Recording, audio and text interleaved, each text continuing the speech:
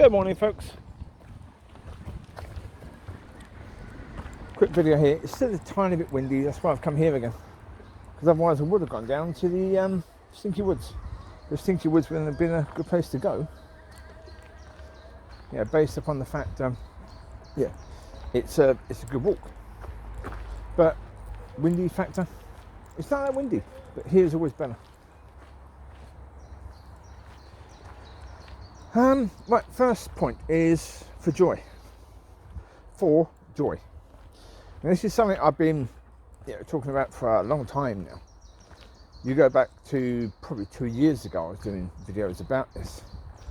Whereas now it's got more of a title. And yeah, there's a bit of a challenge for somebody here. Yeah. Well, what I've basically done now, I've created a playlist of music that makes me want to dance, and I've called that playlist For Joy. And the plan is to have an hour a day where I just dance for an hour. Yeah, that seems to be that idea came to me. I thought, yeah, do that. Yeah, that seems to be a good idea. That's something that will help with the fitness and all the rest. So yeah, do that. Something we've come across a ton of people again with dogs and kids and okay. 1 second, I'll pause this. I've got past those people. Good. Yeah, so yeah, work out the songs. Yeah, we all know that we have songs that make us want to move a bit. So look, it's not about being a world-class dancer, that could appear in a music video and doing all that. No, it's about raising your joy, lowering your stress, and improving your fitness, but improving your fitness in a way that's actually enjoyable. Because too many people, they think run on a treadmill. Dancing to music you enjoy is so much better. I'm going to point it over there because it's another walk. How you doing? My name's me, isn't it? Alright, not a bad day.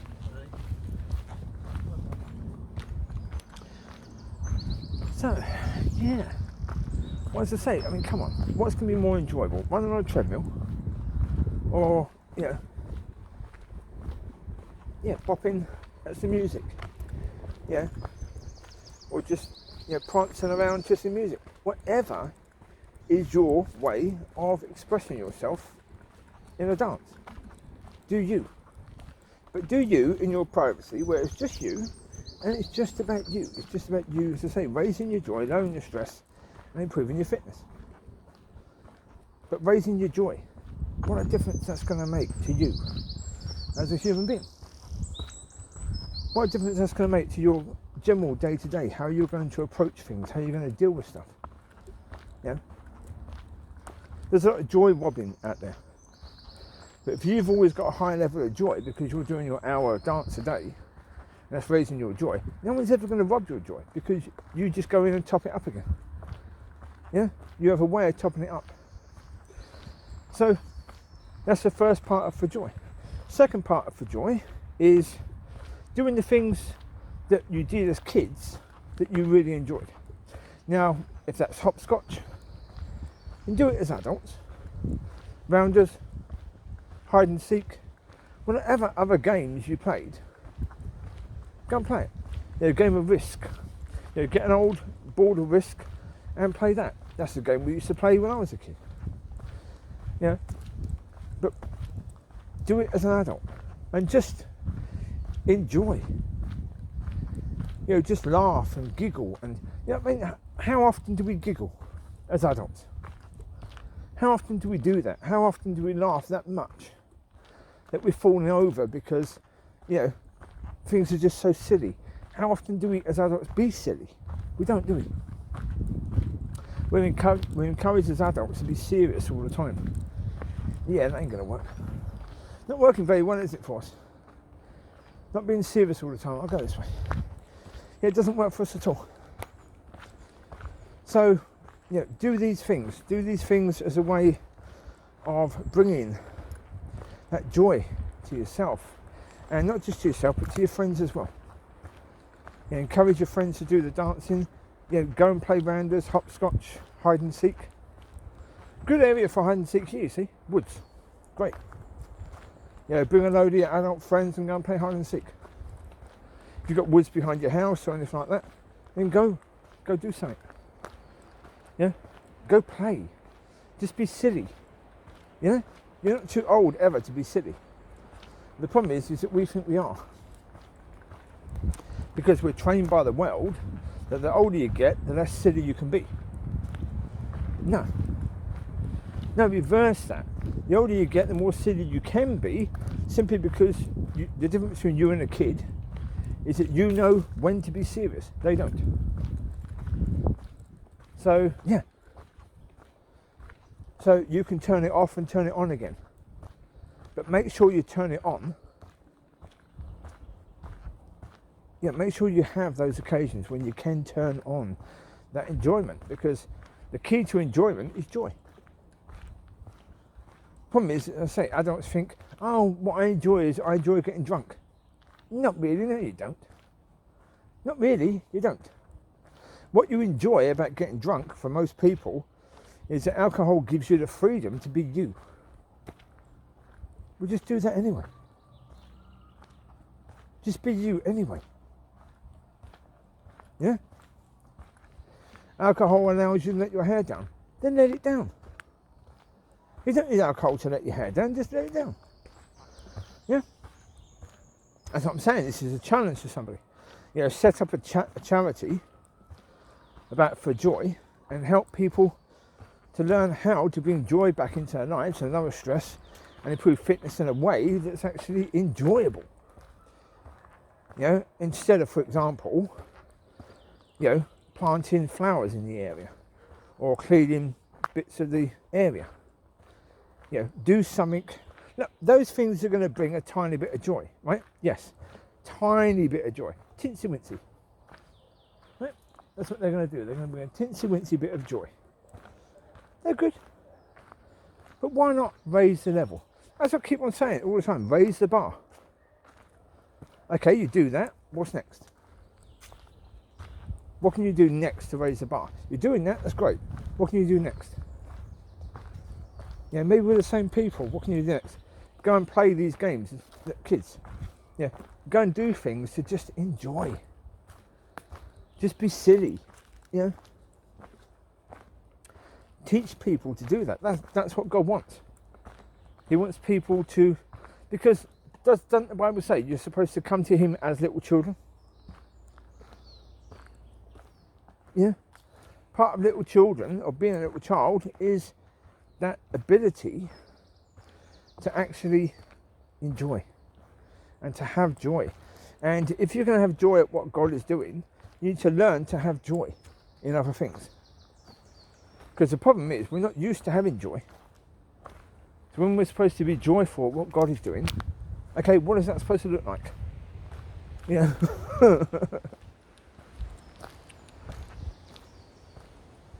It's like a friend of mine said the other night, I think it was Wednesday night, he was tired, and he said, no, I'm going to have to get on the phone, you sound way too cheerful. He's like, yeah. Yeah. Yeah. That's it, I'm experiencing joy. Yeah. Yeah. So, yeah. But basically, I've sort of talked about the person that I thought I was supposed to marry there, about the charity work. That's her. And I would really challenge her to raise the bar and say, no, let's do something that's going to be, boom. You know, just because God has given me this idea for joy, it doesn't mean that she can't take it on. I don't care who does it, as long as it's done. You know, if she can do that, if she can start something off with that and take it on, go for it. Enjoy. Enjoy. Yeah. Yeah. Yeah. But look, I'd rather bring it down a bit. Situation. I still don't think I've explained it in a way. Look, with regards to why I don't see that person as even a possibility for the future, even 5 years in the future. I've got no idea what's going to happen with her relationship that she's in. Hopefully it works. If it doesn't, then no. I mean, for me, no. I couldn't. Now, and the reason why I couldn't is quite simply from her own understanding as a Christian. Now, I'm not a Christian anymore. Now, from my understanding now, the bar's been raised.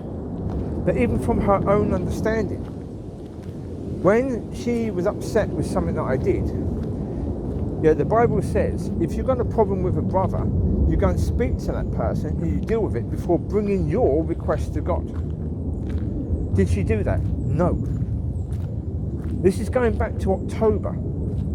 Has she still done it? No. I imagine she's bringing requests to God. But for me, I look at it from the point of view, could I possibly even consider having a friendship with someone like that? The answer is no. Not in any way, shape or form. And the reason is, if that person has behaved in that way recently, it's always in the back of my mind that if there's a problem there, is she going to do the same thing again? Or is he or she going to do the same thing again?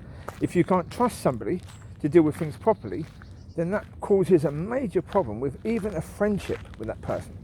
So would I consider anything more? No way, shape or form. God, no. No. For that reason, I mean, my understanding with that now is completely different. I've talked about don't take offence and the reason why you shouldn't take offence. And, so, my understanding is don't even take offence. The Christian understanding is when you take offence, deal with it with that person. So it's not saying don't take offence necessarily, it's saying when you do, then, deal with it. So, But as I say, I understand she's where she is, and, if she hasn't learnt that, then, that's not good. But, she's still young, she's still got time. Right. I do. Well, put it this way, I'm quite a bit older than her, and I'm only just walking into the understanding that I have now. I'd imagine by the time she's my age, she'll be way further than I am. She should be. I certainly hope she will be. But by the time she's my age, she should be way further than me. So therefore, I'm not judging her because of that. I'm simply saying that I know that with that being recent behaviour, that's an issue. And that's an issue that I wouldn't be able to simply look past based on that being recent behaviour. But there you go. That's just, And I knew that before that date anyway. I mean, there was always a suspicion that was the case. I was, during the time I was standing, sort of saying, well, maybe it's just God. Maybe it's just God making sure that I don't try and see her, because every time I try and see her, it's really difficult, to say the least. It's incredibly painful. So, so I thought, well, maybe this is God doing that, but not really. But it's not as simple as that. There's obviously more to it than that. So So there you go. Look, we've got more people here. I'll go this way. I'll go the way. There's only a bit more to do, and then I'll end this video. But as I say, for me, I'm doing fantastically well. And so I'm not concerned about where other people are right now, because people are where they are. I'm focusing on me. I'm focusing on getting that right, because, really when it comes down to it, the thing for me is to push, is to have mind, body, soul, spirit completely submitted and given to Father. Then I can be of heaven, and actually be of heaven. And that has to be the aim, that has to be the thing that I'm aiming for, because that's all that matters. Nothing else matters than that now. So, I mean, what's happening in church and stuff like that, that's God's business, really. Really is. I concerned myself about that for so long. I just realised, okay, Father, I'm not doing it now. I'm still supposed to be resting, really. I'm still resting. I'm not, I'm not trying to do anything. And the situation yesterday, that was the court case again. Yeah. In there pretty much all day. I was speaking to the people in there about the for joy and about doing that sort of stuff. Some of the people in the waiting area were waiting for their situations to be heard. And that was cool. Yeah. Right. But yeah, with that situation, it's been delayed again, another month. But put it this way, it started looking really bad because my solicitor, my God, did he put his foot in it a number of times. It looked as if he was working against me from what he was saying for a while. And I was like, oh, Father, are you kidding me? Really, he's saying this? Oh, that's just terrible. So I've sent him an email saying, can you possibly walk back what you said? Because what you said could be causing a lot of problems in the future. Yeah, it was that bad what he said, really. I mean, God. It seems as if I thought for a moment, maybe he was trying to get the sheriff to feel sorry for me. That I had a solicitor who was sort of working against me, sort of thing. It seemed like that for a minute. But it ended well, anyway. It ended well. Basically, what was then said at the end by the sheriff was very positive and good. So, and also, one thing that is fantastic is that the last couple of days, I was sort of saying to Father, or to Abba, I was saying to Abba,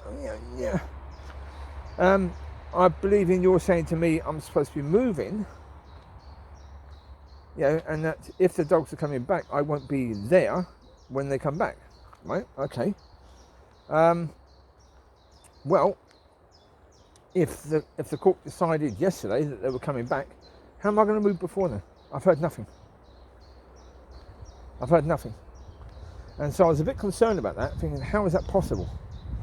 Because if a decision is made, this is what I was thinking the day before yesterday, if a decision is made tomorrow, then either the dogs aren't coming back, which means I've been hearing wrong, or I'm not moving, which means I've been hearing wrong, which is not good. But a delay of a month, okay, that means there's still a possibility what I thought I was hearing is true. So we'll see. Well, so, I mean, you can tell by my mood that, I'm doing well. I'm okay with all of it now. So I'm okay. I'm at peace with the whole situation, and whatever happens, happens. And I'm joyful with it, so whatever happens in the end, happens in the end, doesn't it, really? Yeah. So there you go. 18 minutes in, quite a long video, really. But so, to, what's the word? Recap. Recap, there you go. To recap on what has been said. Got it. There you go. To recap. So there's for joy.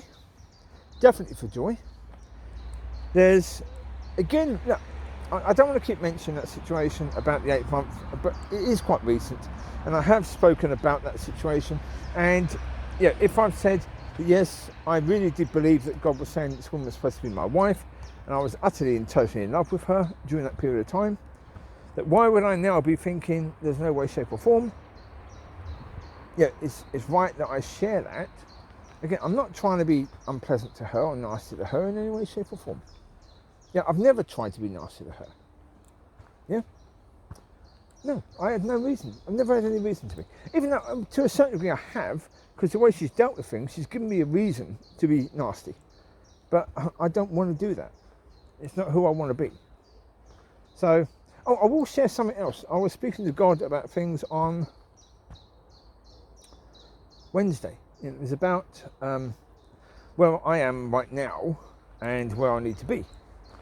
I was saying to God, that there are still people that if they said something that was unpleasant, I would want to tell their tongue to die. I want to say, if that's all your tongue is worth, is you saying nasty crap, then you don't need it. And I'll tell their tongue to die. That's what I want to do. If I had the authority, that's what I'd do. Now, what God then said is, no. He said, no, you can tell their voice box to be quiet. So you can stop them from speaking without actually destroying their tongue. So, yeah, okay. So this is where I am right now. Yeah, there are still things that I need to deal with. I'm not quite there yet, but yeah, it is a case, very much so, it is a case that we cannot walk as we're supposed to be walking unless we have his nature. We've got to have his nature. We cannot be judging according to this world. Not in any way, shape or form. We cannot do that. We have to judge according to his nature, not ours. Not the nature of this world, his nature. Not the nature of what we think Christianity is supposed to be, but the nature of Father. Because when the Son came, he basically said, what I do is what the Father wants me to do. It's his nature that you see in me. We have to be the same. And that's why we will not be given the authority or the power in any way, shape or form, unless we are of his nature. Hi. So yeah, it's good to know where you are. And it's good to know that, yeah, there's still a bit of that in me. Well, okay, that's fine. Yeah, there's still work to do, and there's still, yeah. But the fact of the matter is, if God helps you to see that, he's helping you to see it because he's going to deal with it. He's not helping you to see it because he's saying, look how crap you are. You're still not there yet, are you? He's saying, well, okay, you're still not there, but I've highlighted this to you because we're going to deal with this now. And that's cool. Yeah. I mean, as I say, when it comes down to it, really, certainly, if you've been walking, if you've been going to a church, and if you've been believing that you gave your life to God, then once you understand who he is and who you are, then you know that you have to submit all to him. All to him. Every bit to him. Your body, your mind, your soul, your spirit. All to him. Now that's not easy, as I said, especially in the mind. The mind is an issue. You know, submitting your mind to God is a problem, and it's something which is we're gonna have to learn how to deal with all that. But that's the thing. That is the thing that really matters. So yeah, we'll see. We'll see what happens. So I'll keep you informed. You take care. God bless. Bye bye.